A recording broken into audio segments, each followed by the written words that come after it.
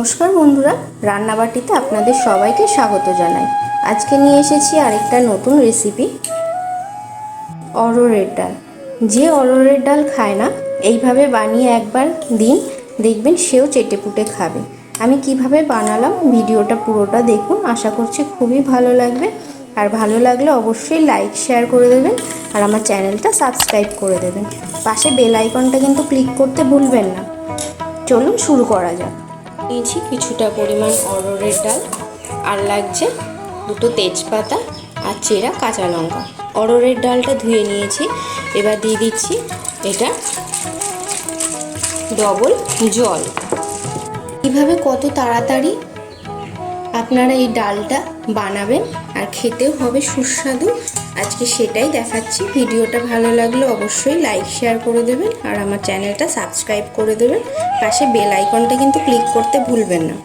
এখানে দিয়ে দিচ্ছি 1 পলা মতো সর্ষের তেল, দিয়ে দিচ্ছি 1/4 চামচ পাঁচফোড়ন, দিচ্ছি তেজপাতা আর চেরা কাঁচা লঙ্কাগুলো দিয়ে দিচ্ছি।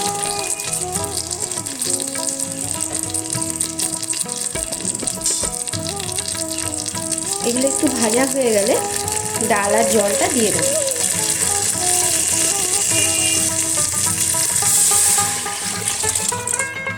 দিয়ে দেবো এখানে স্বাদ মতো লবণ, আর দিচ্ছি পরিমাণ মতো হলুদ গুঁড়ো। এবার এটা প্রেসার কুকারে 7 থেকে 8টা সিটি দিয়ে দেবো। প্রেসারটা এবার খুলে দেখি।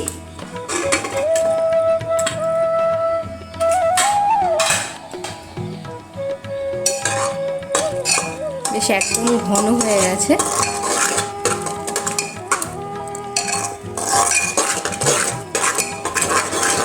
এবার এটা একটু ভালো করে একটু ঘুটে নেব।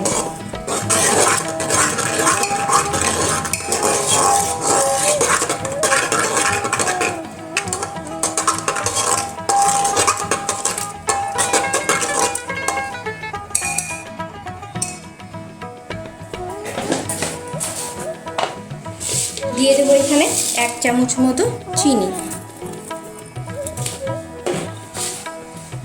চিনিটা আপনারা কখনোই কিন্তু আগে দেবেন না, তাহলে সেদ্ধ হতে অনেক টাইম নেবে আর ভালো সেদ্ধ হবে না। দেখেছেন তো কত সুন্দর সেদ্ধ হয়ে গেছে।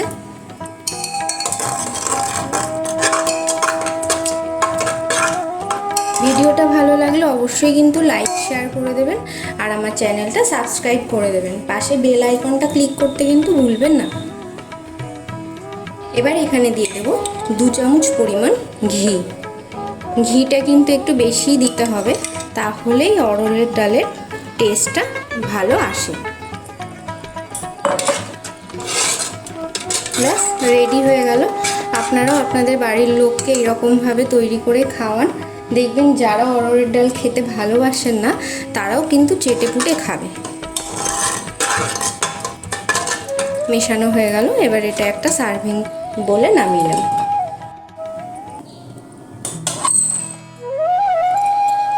এরকম একটা বলে নামাচ্ছি।